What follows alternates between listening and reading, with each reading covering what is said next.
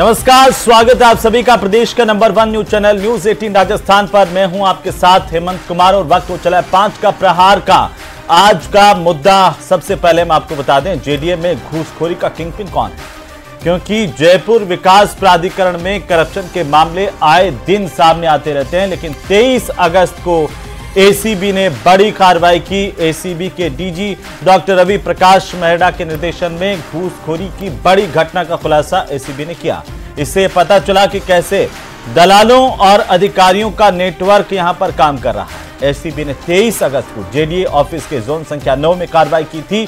मौके से तहसीलदार लक्ष्मीकांत गुप्ता, जेईएन खेमराज मीणा, पटवारी रविकांत शर्मा, पटवारी विमला मीणा, गिरदावर रुक्मणी देवी और साथ ही गिरदावर श्रीराम शर्मा और दलाल महेश मीणा को 1.5 लाख रुपए की रिश्वत लेते गिरफ्तार किया था। यह कार्रवाई लैंड कन्वर्जन के काम को लेकर एक पीड़ित की शिकायत पर की गई थी। घूसखोरों के 8 मोबाइल फोन एसीबी ने जब्त किए थे और इनकी जांच अब एसीबी एफएसएल से करवा रही है। इससे तमाम चौंकाने वाली जानकारी सामने आने की उम्मीद है और ऐसे अधिकारियों पर, घूसखोरों पर शिकंजा कसेगा जिनकी छत्र छाया में केवल और केवल रिश्वतखोरी का बड़ा नेटवर्क चल रहा है। कितना बड़ा घूसखोरी का जाल है, कैसे यहां पर काम होता है। घूसखोर अधिकारी सालों तक कैसे जमे रहते हैं, सरकारें बदल जाती है, सिस्टम बदलते रहते हैं, लेकिन ये घूसखोर अधिकारी यही मोटी मलाईदार पदों पर रहते हैं। पीड़ितों को आखिरकार राहत कैसे मिले, ये बहुत बड़े सवाल हैं। इन तमाम सवालों को लेकर के न्यूज 18 राजस्थान पर आज प्रदेश की सबसे बड़ी चर्चा करेंगे। लेकिन पहले देखिए ये रिपोर्ट। जयपुर विकास प्राधिकरण में घूसखोरी का अड्डा।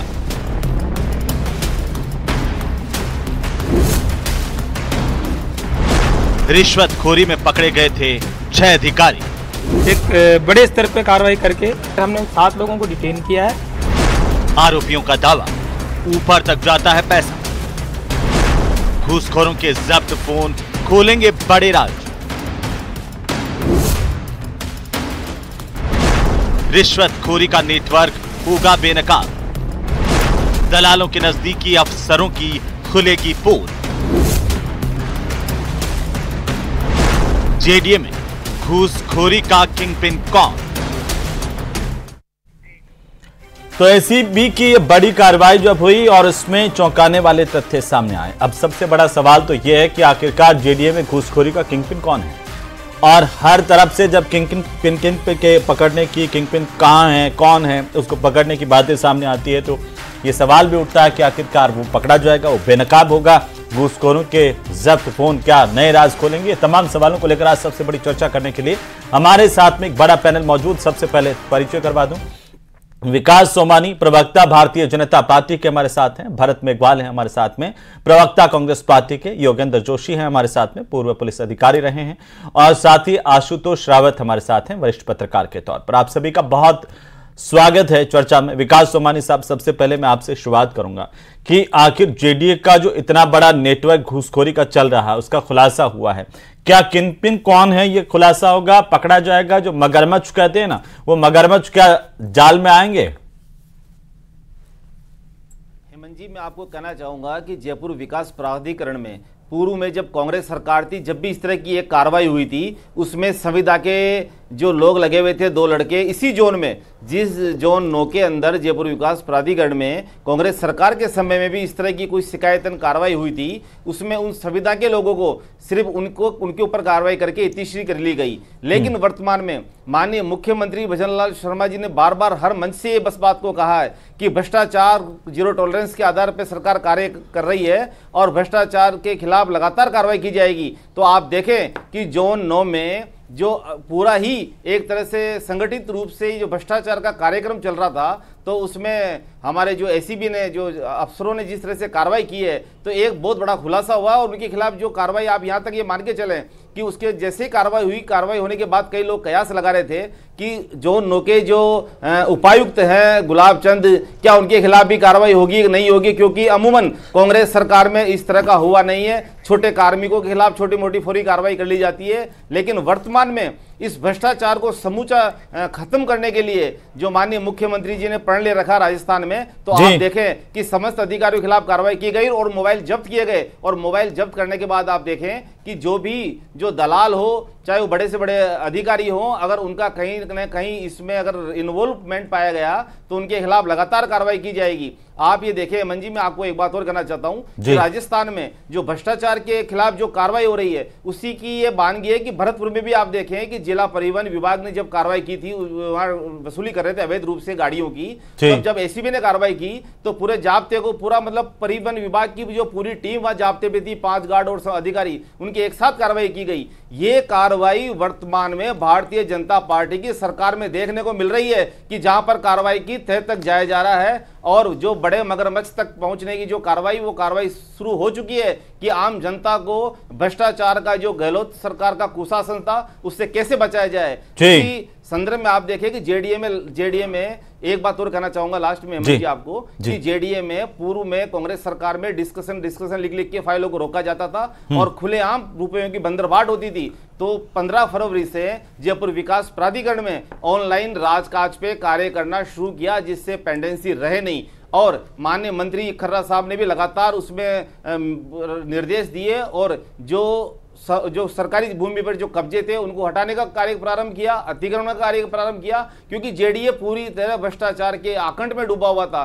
तो सारी अभी भी डूबा हुआ है। जो घूसखोर है वो कह रहे हैं कि पैसा जाता है ऊपर तक, और पैसा जब ऊपर तक जाता है इसका मतलब तो यह है कि पूरा का पूरा सिस्टम करप्ट हो चुका है। उसको हमें फिर से देखने की जरूरत। हेमंत जी, मैं हेमंत जी एक लाइन और कहना चाहूंगा मैं आपको कि ये जो कांग्रेस सरकार के समय में एक लाइन बस, राजेश्वर जी जो डीसी हुआ करते थे वो कांग्रेस सरकार के नजदीक हुआ करते थे, इसी जोनों में वो ये करते थे कि नीचे के कार्य। मैं थोड़ा सा सबको रोक रहा हूं। मुख्यमंत्री को लेकर सीधी तस्वीरें इस वक्त आ रही हैं और मुख्यमंत्री भजनलाल शर्मा यहां पर पूजा अर्चना करते हुए नजर आ रहे हैं और ये सीधी तस्वीरें राजधानी जयपुर से, जहां पर सीएम पहुंचे हुए हैं। इससे पहले मुख्यमंत्री पहुंचे थे विश्व प्रसिद्ध सांगलिया पीठ में, सांगलिया धाम पर पहुंच करके उन्होंने खेवादास जी की बरसी कार्यक्रम में शिरकत की थी, ओमदास जी महाराज से आशीर्वाद लिया और अभी मुख्यमंत्री पहुंचे हुए हैं गोविंद देव जी के दरबार में। कान्हा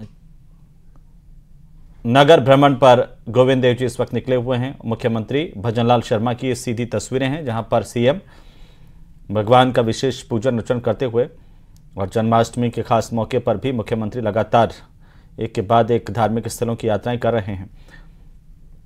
कल भी उज्जैन महाकाल के दर्शन सीएम ने किए थे, बंसी वाले के दर्शन भी कल किए थे, पूजा अर्चना की थी। और आज राजधानी जयपुर में देखिए, और यहाँ पर डिप्टी सीएम भी मौजूद हैं, दिया कुमारी, साथ ही साथ विधायक बाल मुकुंदाचार्य मौजूद हैं जो आपको टीवी स्क्रीन पर दिखाई दे रहे हैं। सीएम यहाँ पर कान्हा की विशेष पूजा अर्चना करते हुए, गोविंद देव जी को नमन करते हुए।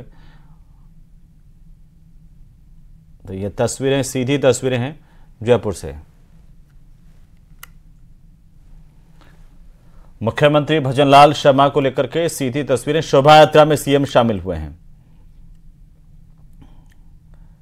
तो सीधे मुख्यमंत्री सीकर में स्थित सांगलपति धूनी से और यहाँ पर पहुँचे हुए हैं, जयपुर अभी पहुँचे हैं। और इससे पहले सांगलपति धाम में शिरकत की सीएम ने, और सांगलपति धाम के पीठाधीश्वर प्रमुख ओमदास जी महाराज से आशीर्वाद लिया था। और अब सीएम जयपुर की ये तस्वीरें, सीधी तस्वीरें इस वक्त आ रही हैं गोविंद देव जी मंदिर से, जहां पर नगर भ्रमण पर आज कान्हा गोविंद देव जी महाराज, और इससे पूर्व मुख्यमंत्री भजनलाल शर्मा पहुंच करके गोविंद देव जी की विशेष आरती यहां पर करते हुए बड़ी तादाद में लोग यहां पर मौजूद हैं।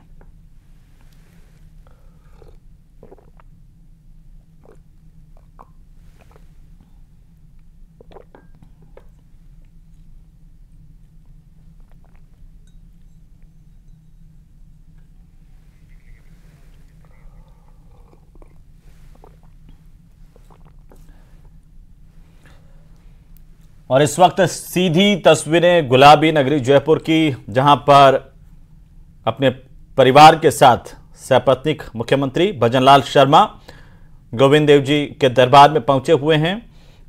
भगवान गोविंद देव जी से प्रदेश की खुशहाली की कामना करते हुए सीएम जयपुर सांसद भी यहां पर मौजूद हैं और साथ ही साथ विधायक बाल मुकुंद आचार्य, डिप्टी सीएम दिया कुमारी और अन्य जनप्रतिनिधि गण भी यहां पर मौजूद हैं। ज्यादा जानकारी के साथ हमारी सहयोगी महिमा हमारे साथ जुड़ चुकी है। महिमा, मुख्यमंत्री यहां पर पहुंचे हुए हैं गोविंद देव जी के दरबार में, क्या कुछ चल रहा है इस वक्त?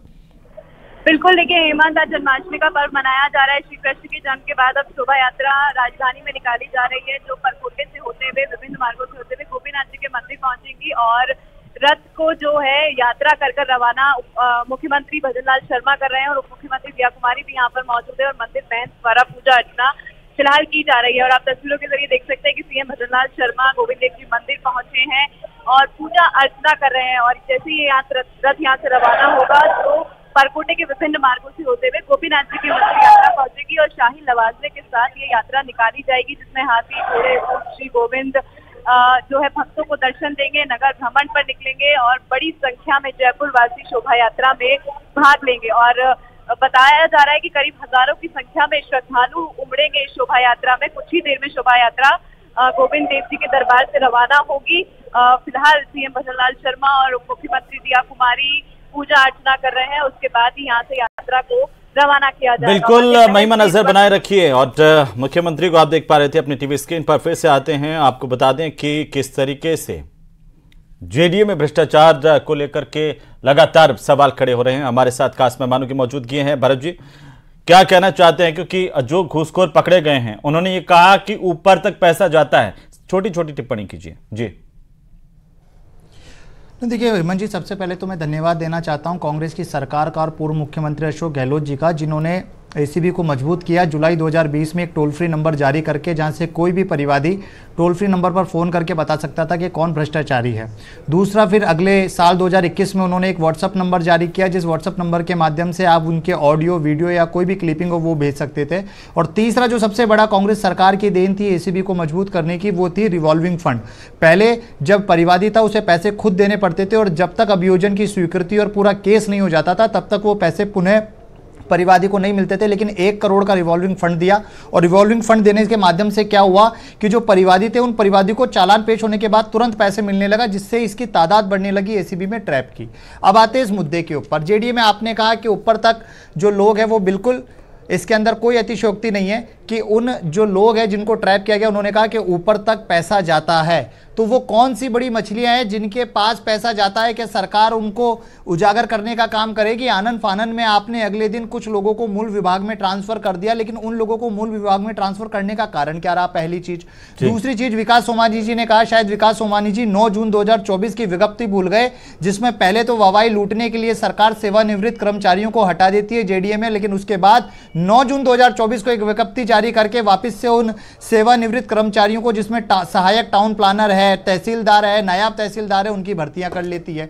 और जो बयान दिए गए हैं, देखिए बीच में ना बोले सोमानी जी, मैं बीच में बोलने नहीं दूंगा आपको, आप डिबेट की शालीनता रखिए, बीच में मत बोलिए आप। और मैं आपको बता दूं, एसीबी ने अपने प्रेस नोट में बताया है कि 48 से ज्यादा फाइलें थी, वो टेबल पे डिस्कशन के नाम पर पड़ी हुई थी। जब ये ट्रैप की कार्रवाई हुई, तब 48 से ज्यादा फाइलें ट्रैप की कार्रवाई के दौरान 48 से ज्यादा फाइलें अलग अलग टेबलों पे पड़ी हुई थी।